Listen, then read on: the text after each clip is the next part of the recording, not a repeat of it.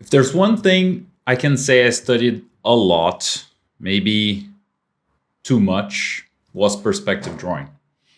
I did almost like all exercises on Erik Olson's course on New Masters Academy. I studied the Gnomon DVDs from Gary Meyer, how to draw a book, frame perspective. So I did it all. There are lots of examples here on the channel. I did a video on my studies. I did like multiple videos on every topic you can think of studying perspective study guides, using how to draw, using frame perspective and all of that. But to be honest, I've been still trying to find a way to make it more digestible. I feel like all these books, and I hear artists all the time complain of how dry how to draw can be. And I do agree to some extent. I feel that if you're in the right mindset, it's an awesome book, but it can also be horrible if you're not in that mindset. And when the more I study it, and if I look at, I did a combination of more and more books to try and find, even did a video on like 5 books and all. And looking at those, I think the one that really boils it down to the basics is Perspective Made Easy. It's not by any chance that that's the name. It creates a very simple structure with very simple elements to educate your eye. It's not only about like construction drawing, as you can see on Frame Perspective, or building complex scenes as how to draw, I meant, and or Frame Perspective 1, where it's like building those scenes and being taught by someone that was a layout artist that really had to understand everything, and it's trying to convey. Even in the end of his book, Marcos Mateo-Mestre brings like the plan view and construction and all of that can be really, really bland if you want to try and understand it from almost mathematical standpoint. I think Perspective Made Easy creates the basis for learning to see and understand what perspective is about, and goes at it one like small step at a time. And this is what I want to do here. This is a new series of videos that will cover one step at a time, everything I feel, and based on everything I study so far, that you need to know to really understand perspective, at least from a perception standpoint. It doesn't need to be a mathematical constructive standpoint. You will look at the world differently and understand the basic concepts, and potentially bring that to your drawing, either through learning more and absorbing from other content out there, or just by observing, trying to imagine that, and then like dreaming that on paper, as Ian McCaig usually says. So we're going to start with the basics, like step 1, 2, and 3 from the book. The great part is that this book is in the public domain. You can find it free online. You can buy a cheap copy. You can buy used copies that will be super cheap as well. You can even find translations in different languages. It's very, very accessible. So buy it, download it, whatever. I'll put a link here if I find any that is trustworthy. I'll put it in the description below so that all of us can really follow along. And there's no better way to start than the introduction of the book itself and the concept behind perspective and all its construction. If we look at this beautiful image I took from the internet, this is supposed to be perspective. This is all the construction. Once the bridge is ready to go, you won't see any of those lines. This is the scaffolding that is built to support whatever comes on top of it. This could be a very elaborate bridge, like the Charles Bridge in Prague, Or it could be a very metallic structure, probably not, as you have the scaffolding, so probably concrete here, but it could be a lot of different things. It could be like a plain, simple, boxy bridge.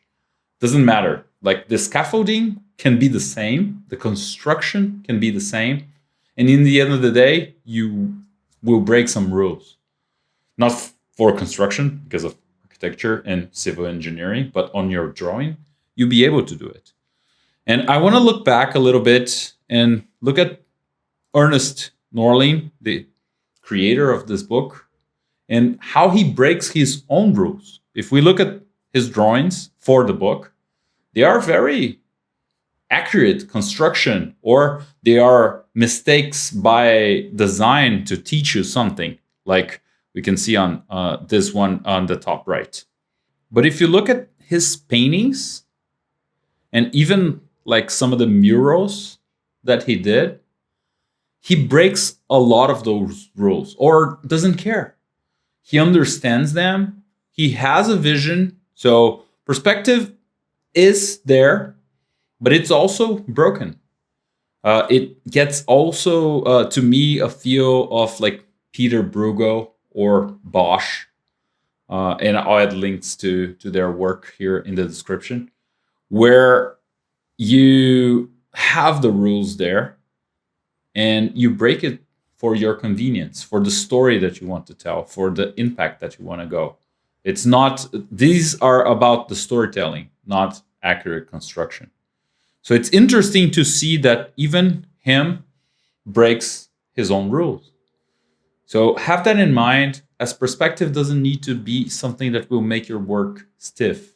I think that's a big problem when people lean too much into drawing from construction methods like dynamic sketching and all of that. Everything can look boxy and broken down to planes and combining primitives and stuff like that. We need to remember that drawing is supposed to be about communication. It's supposed to be about expression, emotion.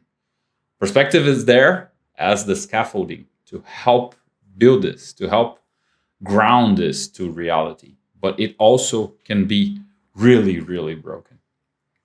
So have that in mind. We're going to continue diving deeper. But the most important thing, as we saw, and I just want to go back here to the index that we're going to look at, it's all about your point of view. The eye level where you are as a spectator and how you convey that through your drawing. What's the relation that has to the horizon line? If you're on a beach or a very big, like plain field, you will see the horizon. Probably in a field, you're going to see mountains or something like that.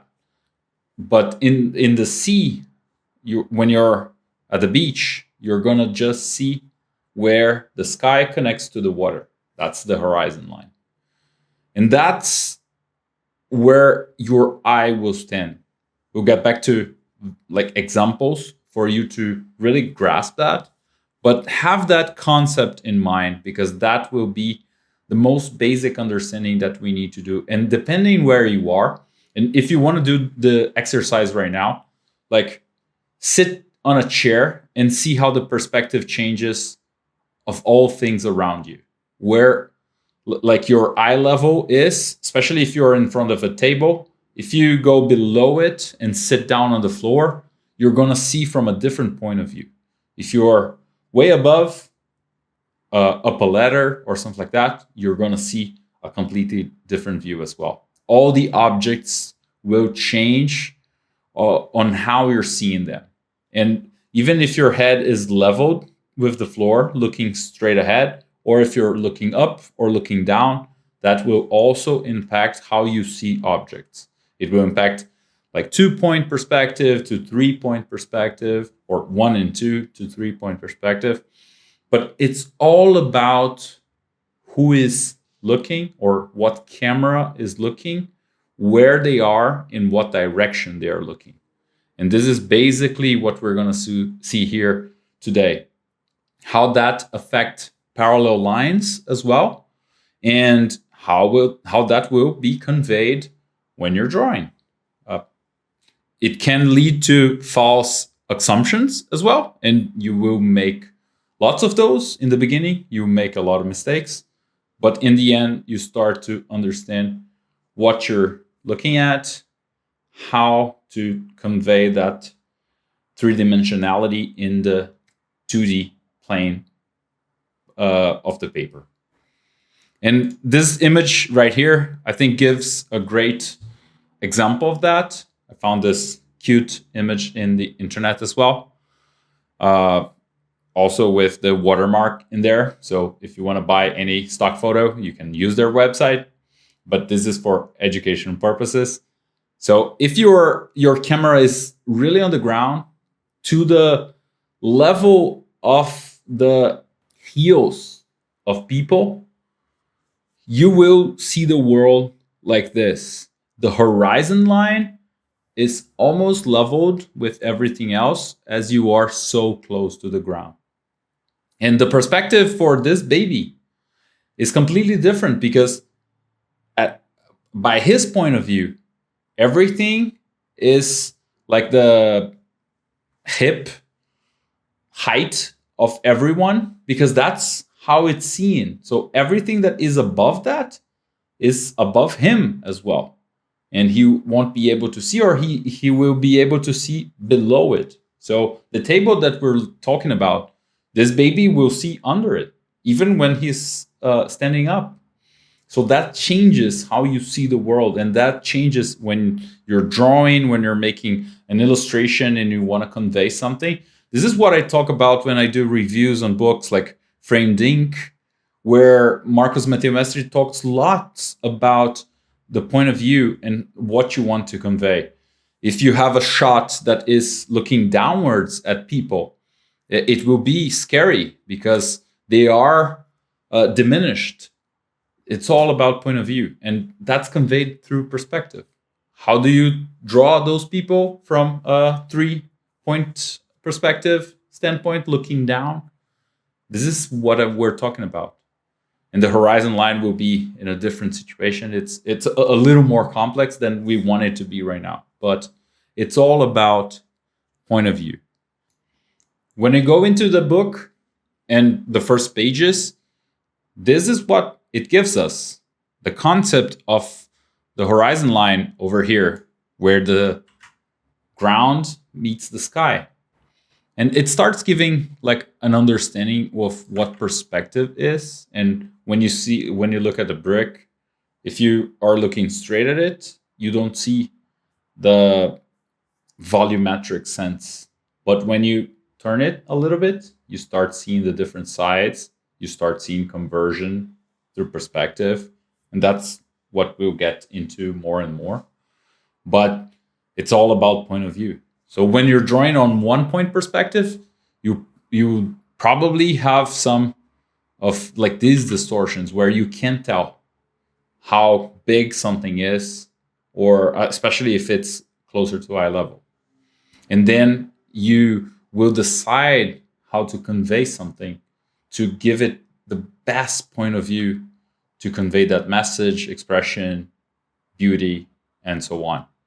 If we look at this image over here, the horizon line is in the middle of the way, and it depends on like where we are here. We can start figuring out where the person will be and how high the person will be. This one is a great example. This is like the eye level exactly of that person standing up. So the horizon line will always match, and I'm talking about 2-point and 1-point and 2-point perspective here. And if you're looking straight to the horizon, not up, not down, it will always match the horizon line. So this is true when you are on the ground standing up. This is true from this point of view, where we're probably somewhere like down below, where the camera is really close to the tracks. especially if we look at the size of these tracks compared to where we would be.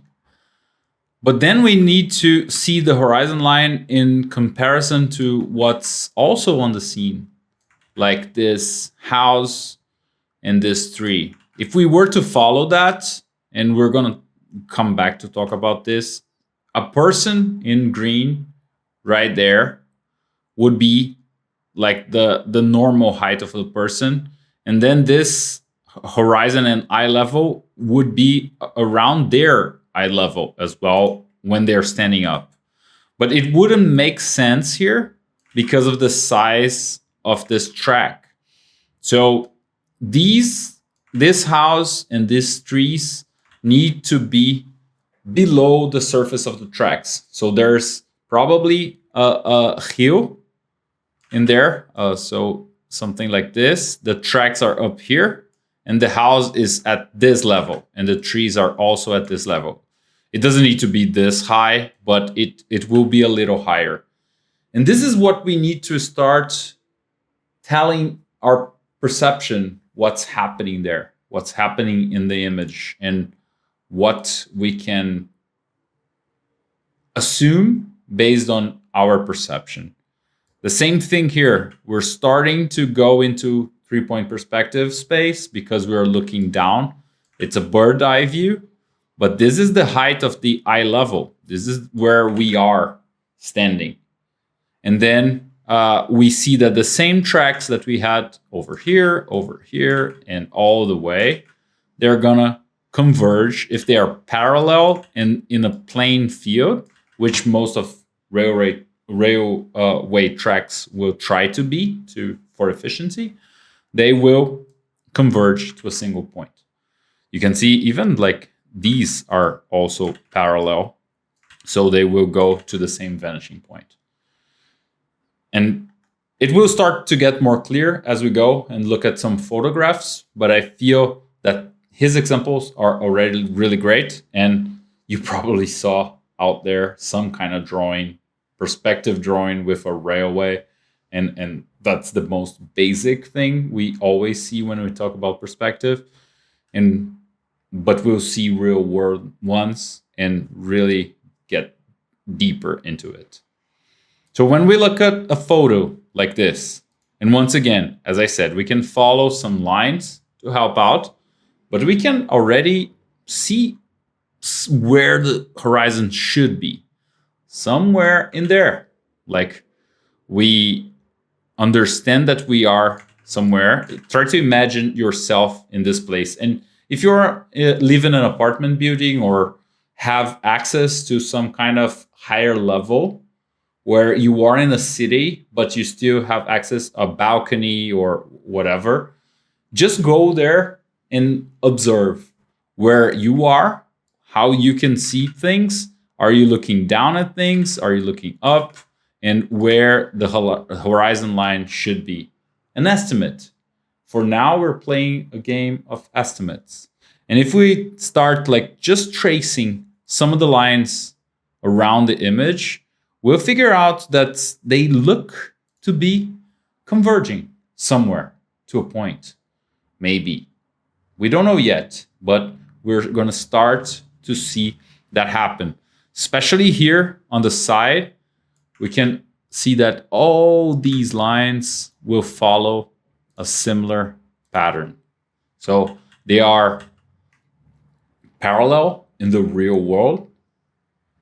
They were constructed. If we look straight at this building, all lines are going to be parallel. If they're parallel, when we're looking at them in perspective, they will converge to the same point in the horizon. It might change if it's an inclined plane and all of that. We'll get there at some point. But for now, let's assume that everything that is leveled with the ground will converge to the same point on the horizon level, on the horizon line, which is the eye level as well, because we can already see here, based on the eye level, where we are in this scene. Like we should be something like the second floor. And if you have access to a second floor window, it should look something similar to this. But we'll get more and more details as we go. This is a view here in São Paulo, Brazil. So we can, once again, we can already understand a little where the horizon line should be. So we are estimating, guesstimating where it is. And we are going to start seeing that some of those parallel lines start converging to a point. And we can see that they are converging to a point that falls somewhere in here. The same for the railway tracks almost that we have over here. We can definitely start, or the street lines here, they converge also in that direction. We can, or even the bus, we can start seeing that and understanding a little more. If we're high above, here's the same Art Museum of São Paulo. We can, once again, look at the lines, look at the convergence, see where is the horizon line. We can estimate that is somewhere around there. Are we going to be 100% accurate? No, we're not. We're definitely not, but it's good enough. We can use a ruler here or something and find where those lines are going to. And that will give us the perfect spot where the horizon line is. And we can do that for all buildings that are parallel. That's super important as well. As we're looking at a street that is very straight, we can assume some things that all of these are parallel to each other, but sometimes our eye will play tricks on us. So be careful with that. And if we go even higher, here's the same museum. Once again, the lines converge to a point. If we follow them, we'll find something way back there that will be our estimate horizon line. There might be a tilt on the camera, and we'll get that towards the end of the video.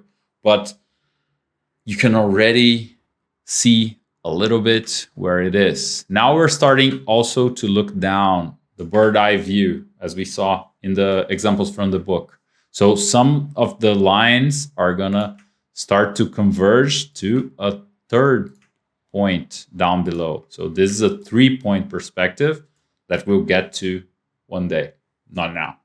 But we just need to understand horizon line.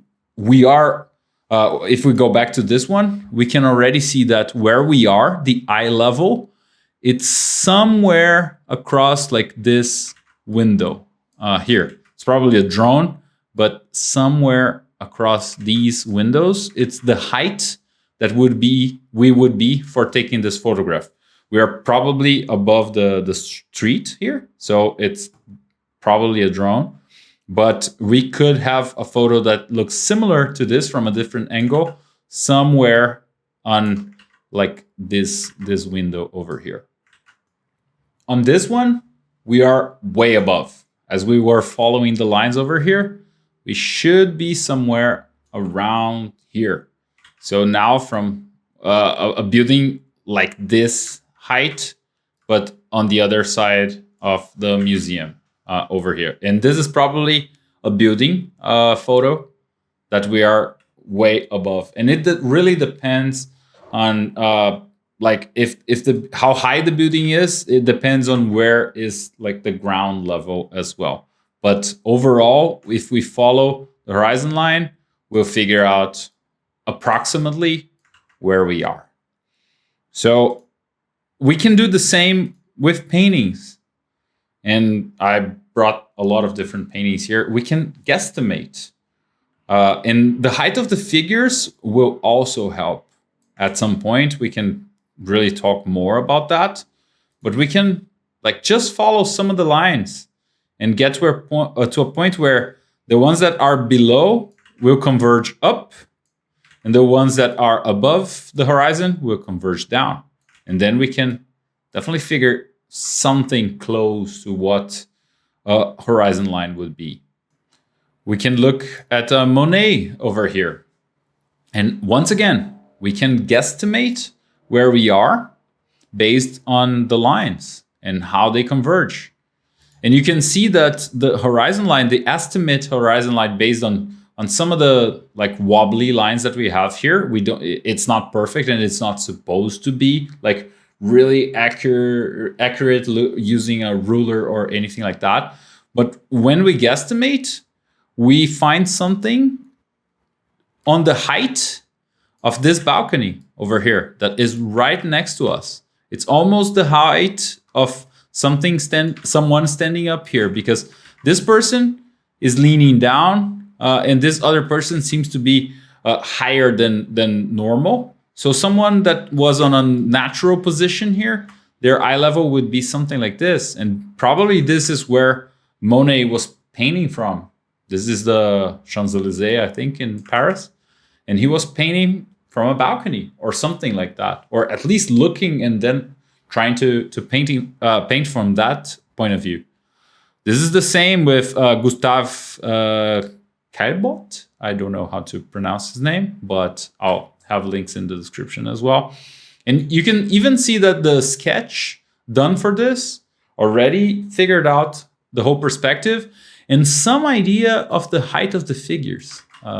This is so nice to see what the figures would look like once you figure out the construction. And you can do the construction really accurate in a mathematical way.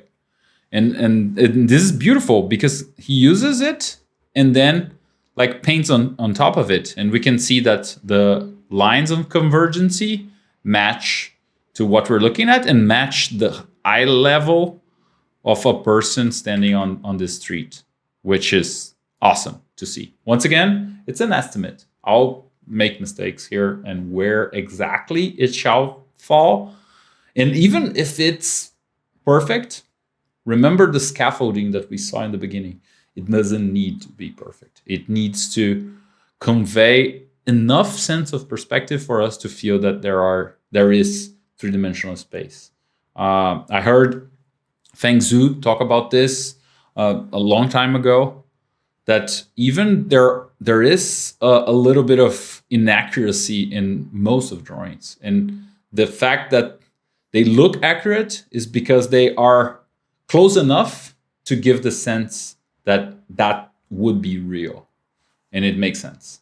So even if we go to something more organic, and this is a painting by Jaime Jones, another amazing artist. Artped.org, I think, is his website, always been. So it's great. I'll have a link in the description. But we can already look here and we see where the water meets the sky. So it's the sea level over here. And then we can find where we are positioned. And this is almost like a drone shot, or maybe there is like a hill where we are and we're looking over the city. We can even like estimate what the whole thing looks like, because there is a drop over here and it's above the water level, the sea level, and the sea goes that way. So we're probably above this area that is falling down over here. And this is where the height of the city is, like, and we are at the same level of these buildings, because they are, when we compare to the horizon line, this is the height that we are. This is the height that these buildings also are, which is super interesting when we are drawing, because we can find the heights of things based on how we understand where they are and where their basis is. If it's a very flat town and you are on the 16th floor of an apartment building and you look at a lot of buildings, you will look straight into the 16th floor of all buildings. Not all towns are plain. We have like hills and very different situations, but if it's a very plain place, or if you are on the 5th floor, you're gonna look at 5th floor from all other buildings, because that's where the eye level is. That's where the horizon line will go. and that's the height of everything that is on the same plane. It's the same here, but in a different, more organic kind of situation. So to remember and to really try and consolidate everything that we talked about, we use the perspective to draw a brick that appears to be a solid object. The horizon line is that distance line where Earth and sky seem to meet. The vanishing point is the place on the horizon where the rails of the tracks appear to meet. And once again, it depends on how flat everything is, but it's where things will converge to. If it's a downhill, it will be lower than horizon line. It will be a vanishing point, but a different one. I just want to keep enforcing that everything that you think is true and a rule of perspective can be broken and you will make mistakes. The idea is to keep developing your perception, your visual accuracy, so that you can understand how things look, and even if you want, how to construct them. But there will be specific cases for everything. The horizon is the height of your eyes, the eye level, no matter where you are above the ground. And the eye level is the height of your eyes, no matter where you are. So the horizon will meet with the eye level if you're looking straight, parallel to the ground. The problems they suggest: draw a brick, a box, and a book. Do you know just why you draw it as you do? So why are the lines seem to be getting close to each other, converging to some point? If you extend those, they will meet in the horizon. This is the things, if you look around, like at where you are, you can see the line, especially if you go to a long corridor, a school corridor, or I don't know, a hospital, or where you have like very long corridors, or a tunnel in the subway station. You can see the lines converging. It's easier when you have longer lines, longer parallel lines. It's easier to see. So start educating your eye. This is the basis of perspective and understanding how to draw everything, because the horizon line is the first thing you need to understand where is that. And I see so many people make mistakes of like, they start drawing and you ask like, where is the horizon? And it's like, I don't know. Almost like, I don't care. I'm drawing the house, and it changes everything. And we're going to see that in great examples, as this book has throughout the video series. The second one is more of a visual exercise. Like if you are in a level country or looking near the ocean, try experimenting from different heights. So from the ground, from a window, from the top of a building, or just from the ground itself, you lay like closer to the ground or sit down or something like that, and see the difference. Locate the vanishing point in things other than railroad tracks. You can start there, go to the subway station, you can find it, railroad tracks, and then you can, or if you have something like near your house, and then you can start getting that concept to all things around you. And the last one, I wouldn't recommend, to be honest. Make a sketch from the center of a level street with the sidewalk representing the two railways on the track. Do not stand in the middle of a road or a street to draw. Like you can, whenever you're crossing a road, especially if it's a long straight one, as that big avenue that we saw here in São Paulo, when you're crossing it, just look to the end of the street and see all the converging lines. But make sure it's the right time to cross and you're safe. This book will give a lot of examples like cigarette packs. Draw a cigarette pack. Like, please don't. It's different times. This is from the 1930s. So it's a different, or a cigar box. We'll get there, you'll see. So be safe, do the exercises, and leave in the comments what you learn from it. But let's continue. There's more ahead of us in this video as well, because we now need to figure out what happens when we are inside.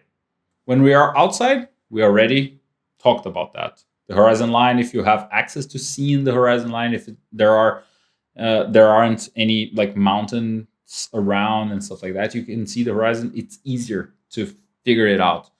But what happens when you're inside? And needs to be an exercise where you will like look around and create a little bit of abstraction, especially if you are in a big place.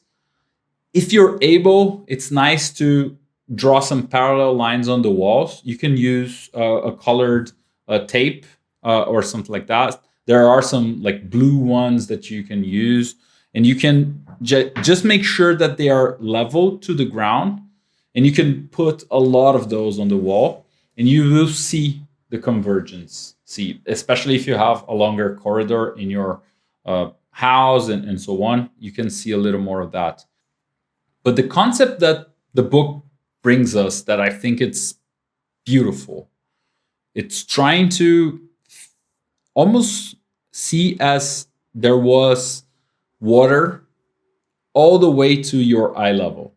So if you're sitting down in a chair, like this character here drawing, or this one, but let's continue with the water thing.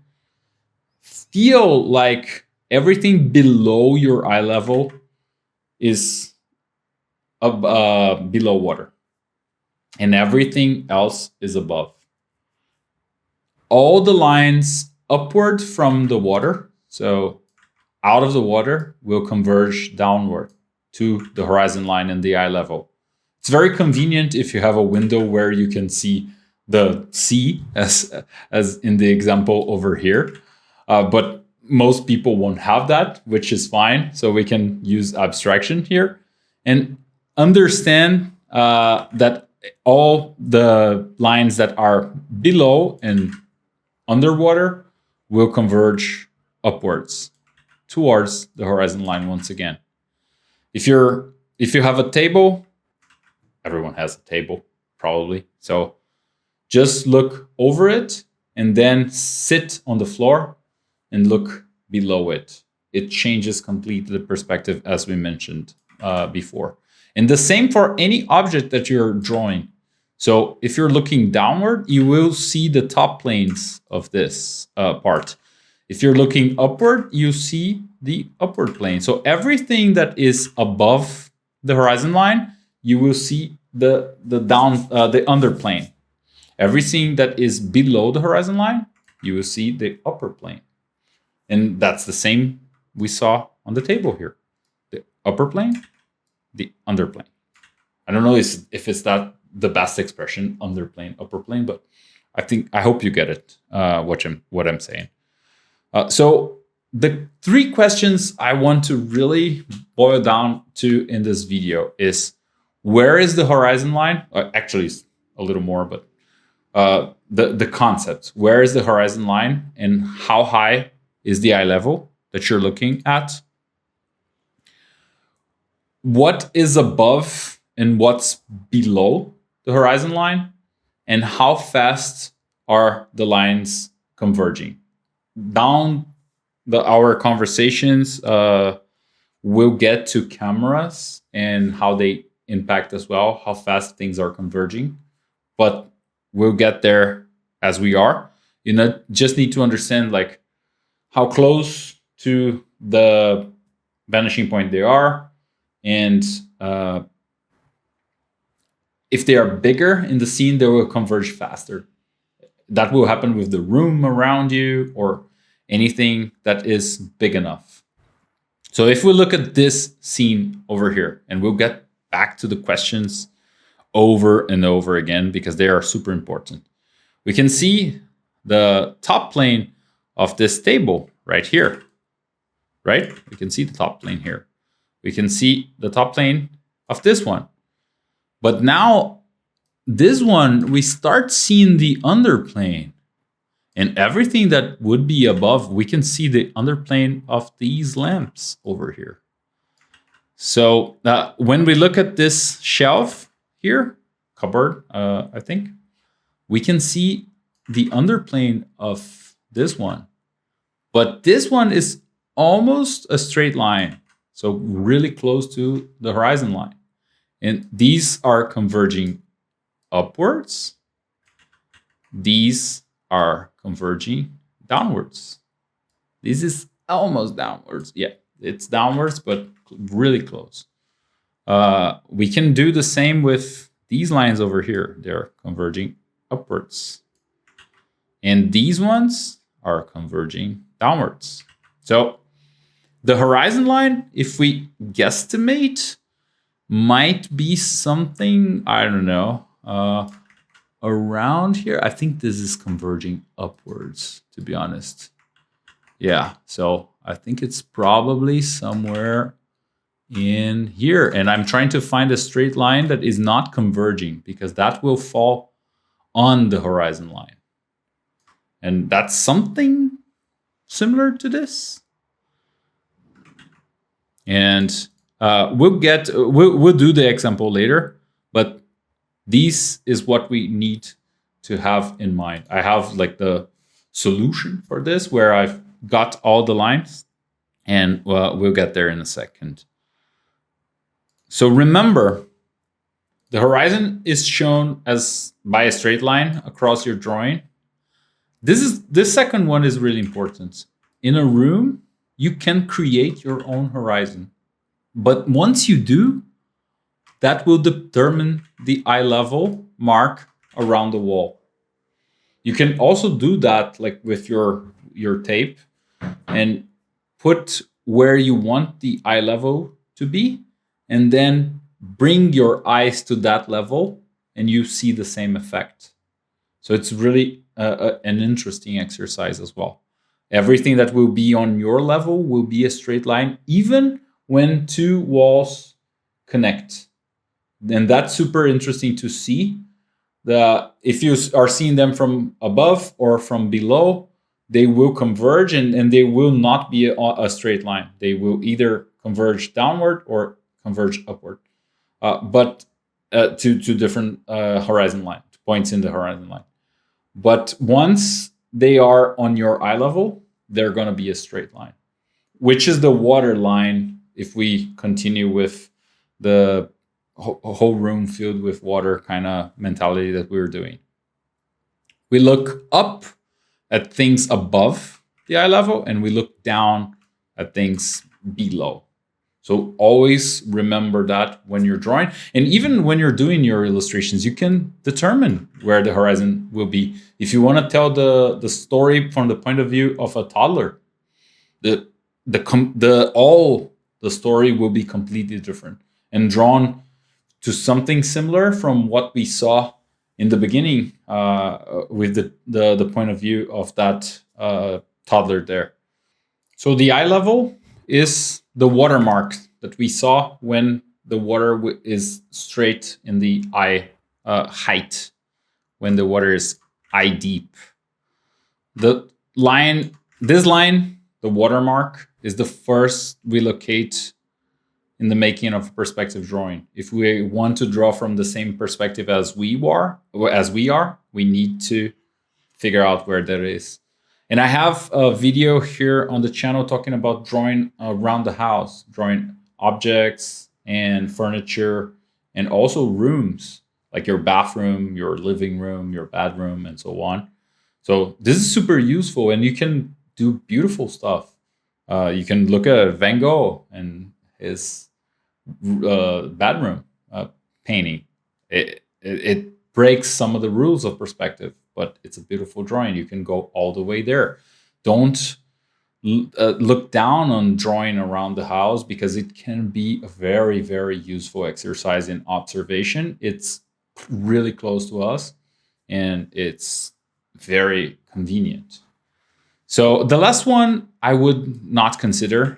This is more of like mechanical perspective, construction. I think in the age of 3D, when you can download like Blender for free and put together a scene with the right proportions and the camera that you want to convey and draw on top of that, print it and even do an underlay drawing or something like that, we don't need to be that accurate with perspective. Even if we want to draw one-to-one scale, and if you're doing architecture visualization drawing, you can use other ways that are not based on this very mathematical type of construction. Draw a line on a blackboard. This is probably better than what I told you with the tape. So if you have access to a blackboard, that will definitely help. If you're in school, you can use that. So in the height of your eyes when you're standing, this will be a straight line, even if you go through the corner of the room with different like colors of chalk and stuff like that. Don't draw on the walls of your school if you're going to get in trouble, just the blackboard. But if you have blackboard walls, that's perfect. Sometimes schools have those. Change to a seated position and take notice of the line in the corner of the room. It's exactly what I just said to do. And last but not least, going outdoors. As we mentioned before, with the height of that house just close to the railroad and the tree, where is the eye level cutting through them? And everything that is below the horizon or eye level and everything that is above. This is an exercise on observation that will be super important. We can even look at old paintings and we can already start pinpointing where the horizon line should be or something like that. This one should be something even closer to where the eye level is of that specific person, because we can see the mountains over here. When you have mountain ranges, it's very hard to pinpoint because you don't have anything to help you, but probably something around here would make sense closer to the character in the scene. Here you have the water meets the sky kind of situation. And here is interesting. The Mona Lisa has almost like two different perspectives on each side. We can see a horizon in here, but we can also almost like feel like there is a different horizon over here. Like how things are positioned differs from how we're looking at them. But given that we have this small hint over here, I think this is where it was trying to connect as a one-off. But it's kind of weird and feels like a little bit of a different perspective in there. And there are more educated people that can comment on this and the meanings and all of that. Just search online if you're curious. Once again, let's remember, where is the horizon line? Always look for it. Understand that it's at your eye level. What's above and what's below the horizon line, and how fast are the lines converging. Like understanding conversion will be super important. Let's look a little more into conversions. And if you want, stop the video, come back fresh another day or something like that. This is supposed to be a very thoughtful and deep conversation, but sometimes you need to digest it in chunks. And if you can, please take the time to comment down below. What have you learned so far? What really changed your way of seeing? Share your experiences looking at the world. That will be super helpful for everyone.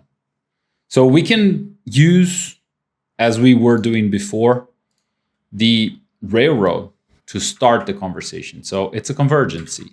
Everything that is parallel in the real world will converge in perspective. This is a one-point situation where we're looking, or our eye direction is also parallel to all of these lines. So we have one point where our eye is going as well. So we can see here the direction of sight, as it says, as it calls it. It's right parallel to everything that is in the scene. So everything will converge to one single point. You can already see that it's a very specific situation where one point perspective happens. When we're really looking straight down everything, and everything needs to be parallel. So it's also an abstraction. And we'll get to see that we usually are looking at multiple sets, at least of 2-point perspective. But we'll get there one step at a time. We can see that in organic things as well. If they are the same height, the palm trees here, there will be a line parallel to the line of the ground and converging to the same point. The same will happen with the shadows here if they are the same height. The same with these vegetation over here. Everything that is parallel or same height will converge. The same thing will happen with the light posts here. They are the same height. They are on a plane field, which won't happen all the time, and they will converge to the same point. The same with a fence here. They are the same height, and they will converge to a point.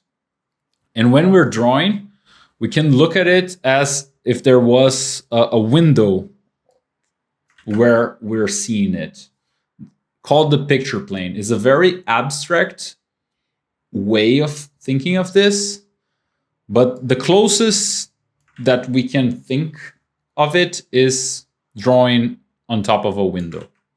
But you would need to have a stable standpoint to look from. So this drawing here put a point of view from a chair in front of a window, and then you look through this, stretch your arm, and draw on the window. So you're always on the same point of view. You don't get influenced by the movement of the eye. So you're looking through one hole in that paper there to get your point of view. And we're drawing on that window. That the window is the picture plane. The position of the observer is where that little hole is and where through which we're looking. And the rest is the things that we're observing and drawing. This is mostly for people that will look at other books and try to continue the education. This is what they call a picture plane. And I think that Ernest did an amazing job on explaining this with this image over here. Look it up in the book. You definitely will get great insight on this. We can see what is not converging as well. That is the vertical lines.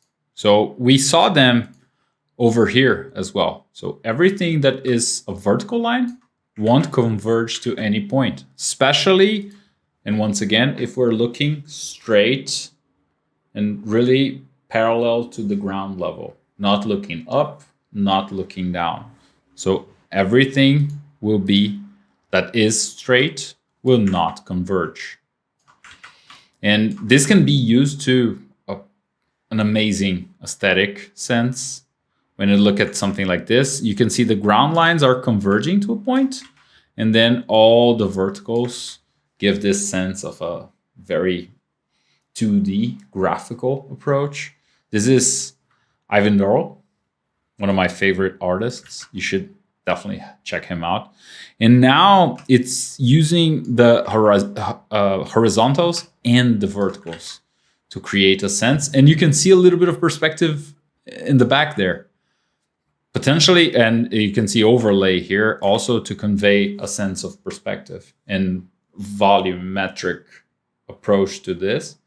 You can see a little bit of atmospheric perspective over here, helping out with this. Also the linear perspective here in the front. In this one, it's atmospheric perspective and some of like lines and sizes of things together with a lot of overlay to give the sense of different planes.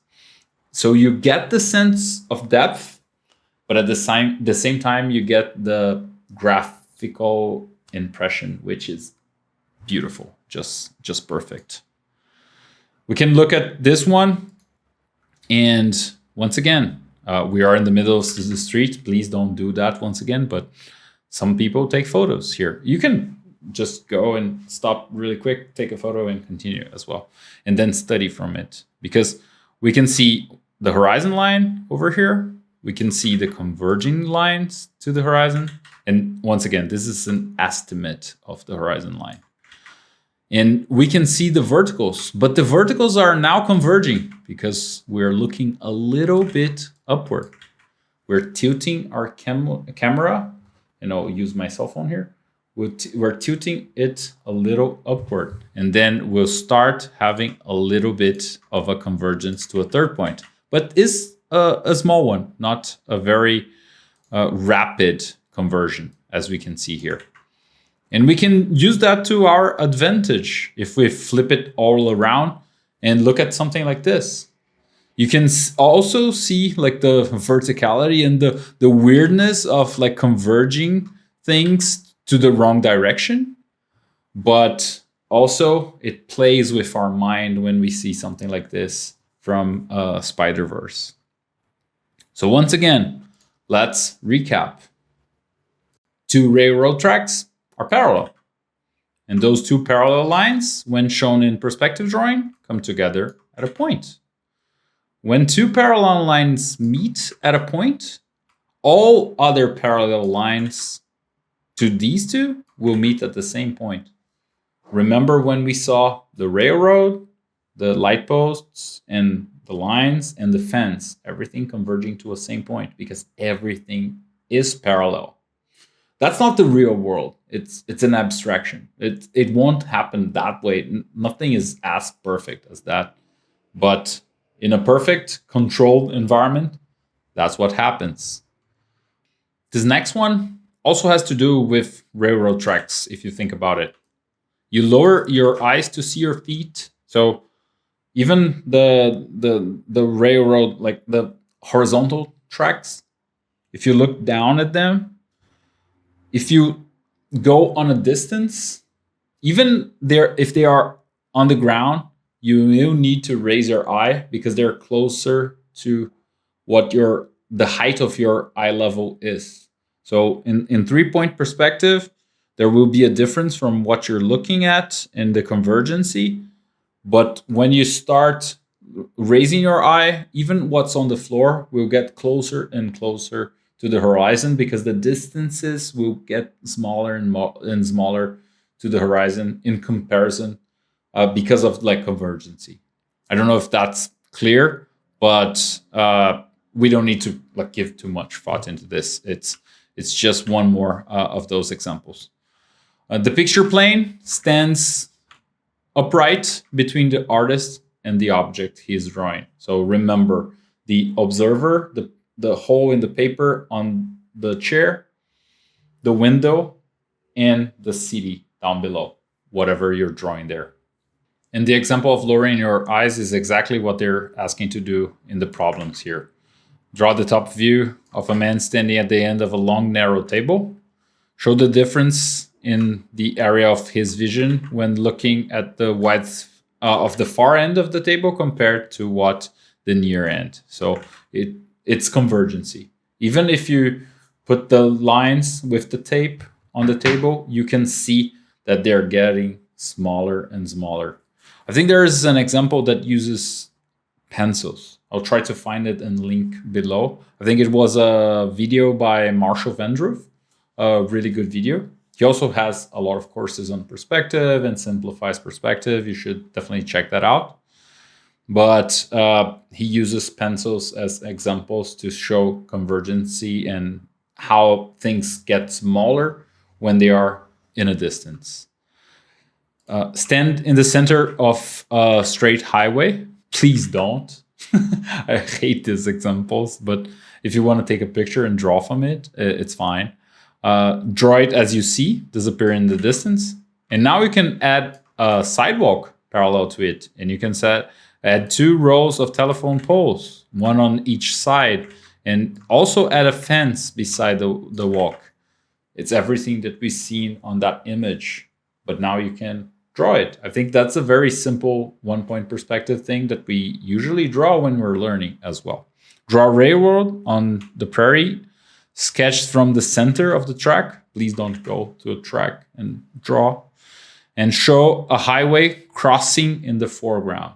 So it depends on if it's crossing like really straight to the railroad, it's going to be a horizontal line on your, because you're drawing in 1 point perspective, and your eye line, your direction of sight, is perpendicular to the road crossing. So that will be a horizontal line if you are in a 1 point perspective situation, which is really interesting to think about. Even if you have a railway, please be careful.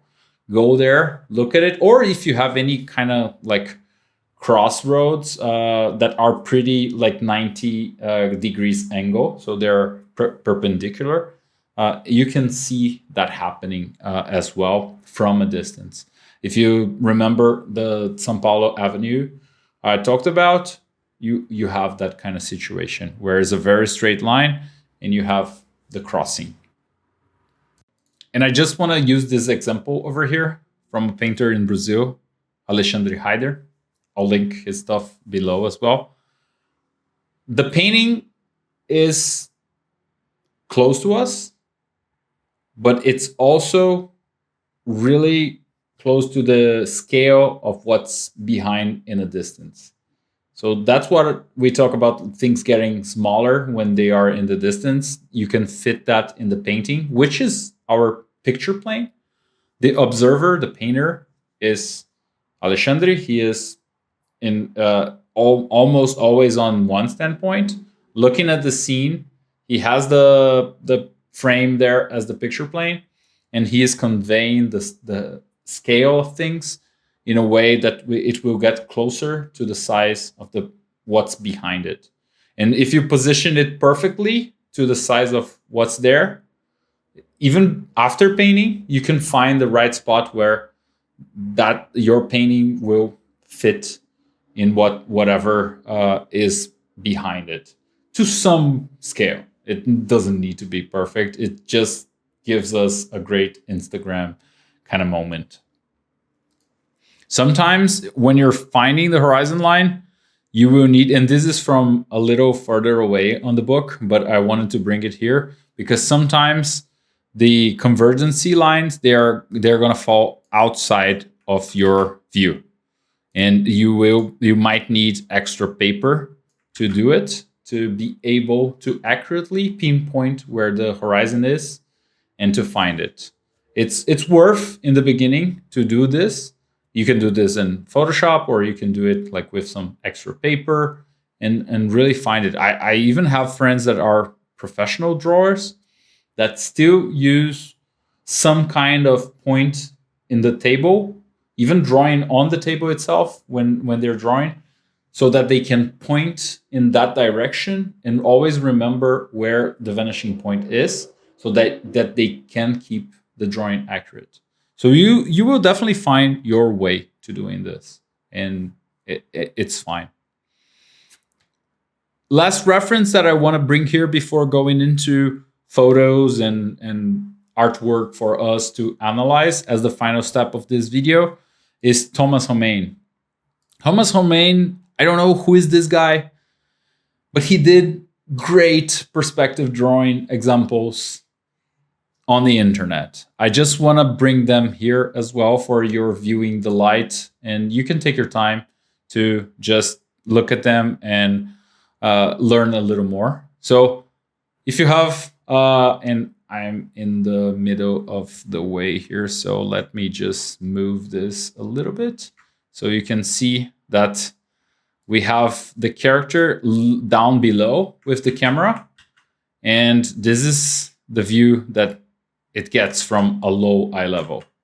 From a little bit higher, or a standard eye level, this is what we get, almost close to the height of the eyes, but from a camera standpoint. And a little higher, you can raise the camera and you see what's above the horizon, what's below the horizon. So this is such a great example as well. I had to add this here. You all have seen this kind of drawings everywhere where people make boxes, below, above. This is basically the underplanes and the top planes as well. And you can get a better sense of this here. This will happen on the figure as well.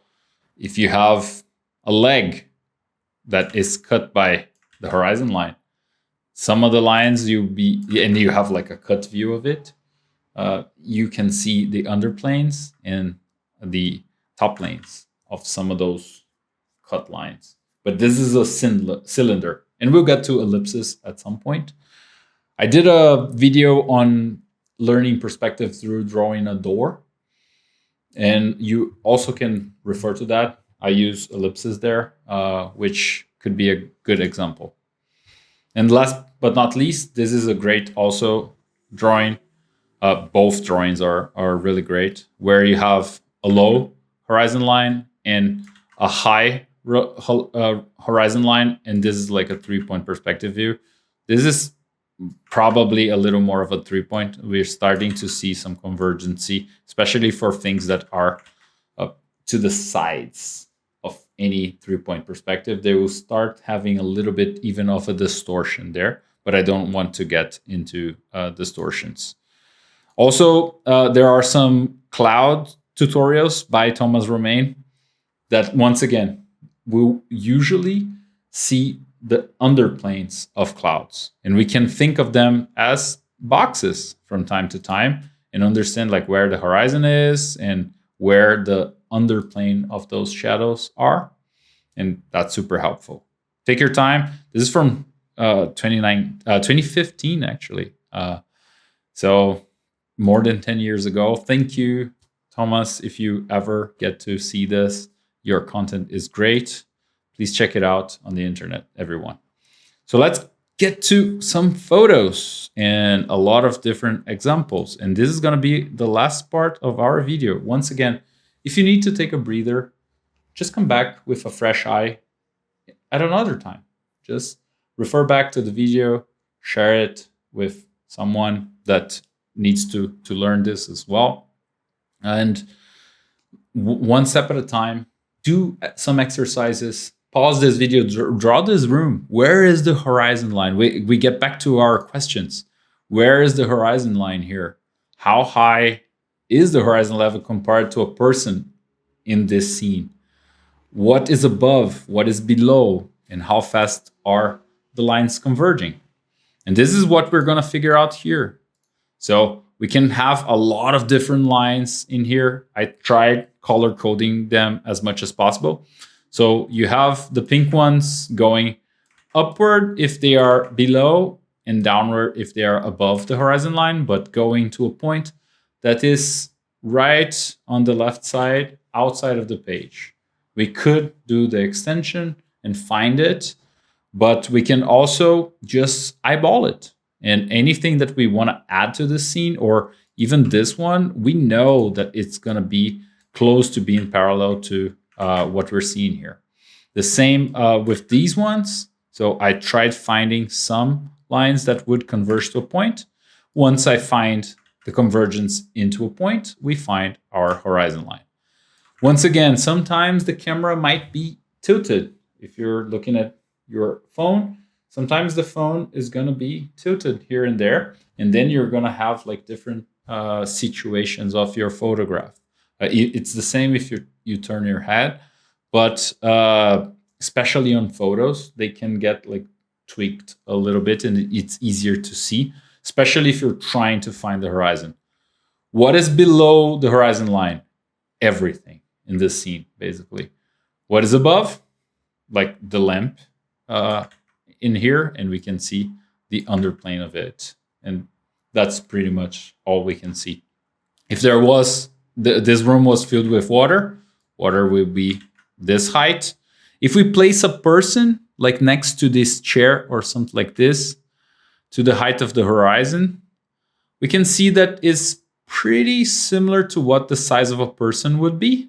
So probably this horizon line is similar to what eye level of a regular height person would be. So the camera must be closer to eye level or even on eye level when it was taking the picture. Next one is the one that we've seen before, so I'm not going to take too much of your time here. So once again, follow the lines and find the horizon. I think the horizon is a little tilted on this one. No, I don't think so. It's pretty straightforward. And we have a little bit of a distortion here. I followed those lines, and it seems that it's starting to have more of like a circular view. So this could be more of a fisheye lens to some extent, just to fit more things. Now that we have cell phones, we can go to like 0.5 on the camera instead of 1, and we start seeing like some of that distortion. There are artists that make great things out of this distortion. This is Kim Jung-gi, and this is Paul Heston. So if you want to add more things to your scene to look natural, or as natural as we can, you're going to start having to bend the lines a little bit. One more example. We've seen this before. Just to go over it once again. Horizon line going to a vanishing point, and also starting to have like a convergency for a 3-point perspective here. This one as well, we just saw the first lines, but now we can trace them. And these seem to be pretty straight.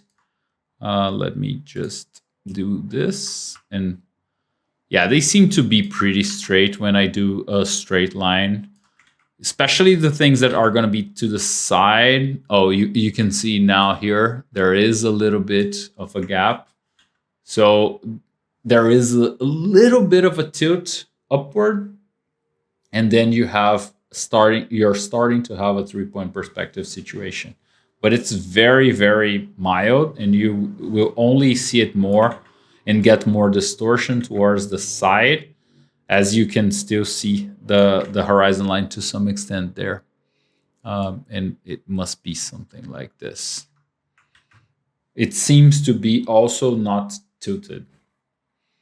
At least not much. And last photo is the one that I want to kind of break everything that I'm talking about to some extent, because when you are on a hill downward in this situation, you're gonna have some things that are converging to a vanishing point. So I used what is parallel, because it's the floors, the balconies over here, the window lines, everything that is leveled, because you won't have a tilted, even on a slope, you won't have a tilted window. So the windows are going to point to the horizon, the real horizon. But the streets won't, because this is a slope. So you can see the difference here, and the convergency will fall down below, if it's a parallel situation, will fall down below the vanishing point that the rest will be pointing to. We'll get to slopes way ahead in the series, but this is for you to remember that not everything you think is true is going to be true when you're drawing in perspective. So be mindful of these kind of situations. When we go to paintings, real artwork, this is Craig Mullins. I hope at this point, if you are still with me, thank you. But if you get to this point, I don't need to tell you anything. You can already see the converging lines. You can see the horizon line, and you can see everything here. And if we just put it down, ignore the blue one for a bit. Let me see if I have it in a different layer. I don't. Yeah, let's just take this away. This is what's going to that direction and to the left side. And we can do the same with the right side and find the vanishing point in here and find the horizon line as well. But this line is also coming from the horizon line, and it's going to be the shadow projection of the sun. And this is something that is super interesting. because it also respects perspective laws. If you look at books like Frame Perspective 2 or How to Render, there is a lot of perspective on casting shadows. And this is what I wanted to just bring here and slightly push you in that direction. Once again, we can ask also the questions here that we were talking about before. Where's the horizon line? How high it is? We can even think like it's higher than a person, because I don't know if that's a person. Maybe it's higher than a person. We are above what the normal eye level of a person would be. What's above and what's below? You can see it's cutting some of the things like this statue. And of course, like the ceiling, we can see the ceiling, we can see the floor, we can see the top of the head over here. But we can't see the top of the head of this water because it's above the horizon line. This one we can see because it's below. So whatever is below, we're going to see the top planes once again. So I know I'm repeating myself, but I think that's very educational, to be honest. If you like it, please share if it's helping down below. It's always useful. This is by Richard Wright, another concept artist in the entertainment industry. So once again, I think you can see everything here. You can see even a water line down there. Just be careful because the water line is not meeting the sky. It's probably meeting more city, as you can see in like New York. So it's not the real horizon line. You probably will have that a little upward. And I don't know what I did here. Yeah, that one is closer to the water line, but it shouldn't be unless it's more like of a mountain range that is super far away. But there will be some like minor mistakes that we do when we are finding the lines. And as I said, the horizon line is a little bit of an estimation. But then you need to think through, is that a city's line or is that like water that really goes to distance, closer to what the horizon would be? And we can ask those questions and help like do our drawings. Once again, we can even use something that is more cartoony. This is from Victoria Ying, that I think it's from Tango.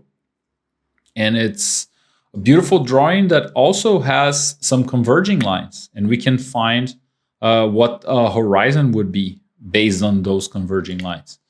We don't need to understand the whole perspective. The whole perspective doesn't need to follow all the rules. It can be broken down a little bit, but it needs to be grounded. And we can, the point of view from where we're looking, and this is probably someone that is almost like sitting down looking at this person. We can see what's below, we can see what's above, and so on. We can see the top plane from this furniture here, also with this one and this one and this one. And it's super nice to see it work and ground this into some kind of reality. It's the same with Zootopia, and this is Cory Loftis. And once again, we can follow the lines.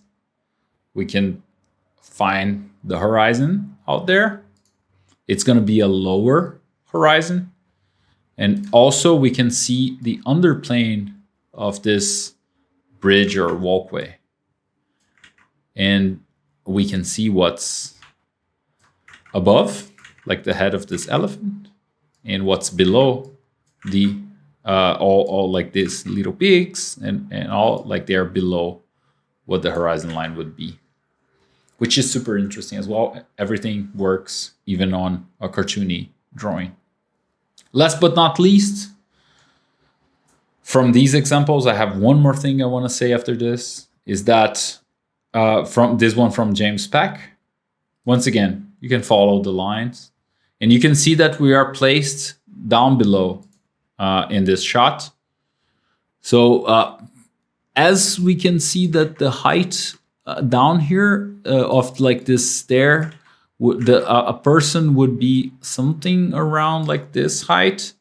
Maybe we're not as down below, and just things are big in this scene. And this is where we learn a little more about the scene. I think it should be almost like to the shoulder line and of a person compared to the size of the staircase in there. That's where having a figure would help give a lot of scale, or things that we can relate to. As this is all mechanic, it's a little harder to understand. We can look at some of the lights over here, and I think they give a little bit of a sense. I don't know if this is almost like a window thing. I don't think so. But once we have more things that are relatable, and a person is always a good choice, it will give us more of a sense of height and how big, or a sense of scale, how big things are. But once again, we can see like what's above, what's below, and how fast things are converging as well. And the last topic we want to talk about is, what about when we don't see the horizon? It creates, at least to me, and I would love to hear your thoughts, it creates to me a sense of chaos. This is Winslow Homer. And you can see that the scenes where you don't see the horizon line, you see a little bit of it, but you see like the towering waves, and you can see the same here, and almost a little bit in here. You can guesstimate where it is, but there's a lot of chaos. There is more movement to the scene, more unstable feel of what's going to happen than like this first one, where you can see more of a stable horizon, and it gives a sense of control more than this one. At least that's my feeling about it. I would love to hear your thoughts. If we go to Turner used a lot of this in a more abstract way, but the concepts are there. If you look at the drawings from Turner in the beginning of his career, they're really, really accurate. He decided to break some of the rules down the line and do this. So it's super, super interesting to see. And the last example we're going to see here today is from the entertainment industry. So this is Suke, that works at Riot Games. And this is where we tilt the horizon on purpose to give a sense of unstable grounds and movement as well. So you can use the tilt that we're talking before to give this kind of sense in your drawing, in your painting. So just a quick recap over everything we saw. We learned about the horizon line. I would encourage you to go back to the videos, look at some examples, and I hope that this changed the way you see the horizon line. If I'm successful with what I did in the video today, you will look at the world differently from now on, especially when you're on a balcony or on a fifth floor of a apartment building and you're looking and trying to figure out where is the fifth floor elsewhere. I still do that to this day sometimes, like to understand how high a building is, or if the building is above where I am or below where I am. You can like do that trick. Conversion, you will probably look at conversion or railways, at least railroads, at least differently. Vanishing points, search for them all across, all around you. Draw your bathroom, draw your living room. Try to figure those out. The eye level, as I mentioned before, the horizon line and the eye level are the same thing, the fifth floor kind of thing. The watermark in your room filled with water. Sit down, sit on the floor, look at the world from different points of view, and try to see how we can tell different stories with this. Look at Marcos Mateo-Mestre books. They are all great resources of how to place the camera, follow cinematography, try to learn more on how you can use this to tell a better story. And I think it comes down to point 5, angles and direction. If we tilt, would it give more movement?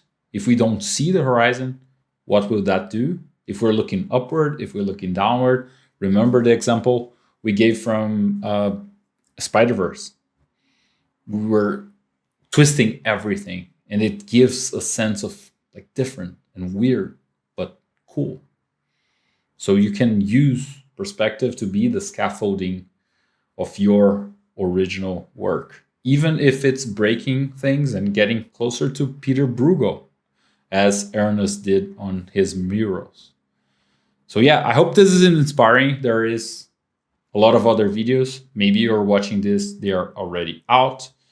So please do enjoy, share what you learned, share your experiences, share new things for people to keep an eye on, how you learn perspective, so we can help everyone that learns differently to really start taming the beast that is perspective drawing. So yeah, I hope you had a great time. I know I was repetitive here and there, but it's for your own good. So yeah, see you on other videos, and I hope you have great studies. Take care, have a good time, and yeah, catch up soon.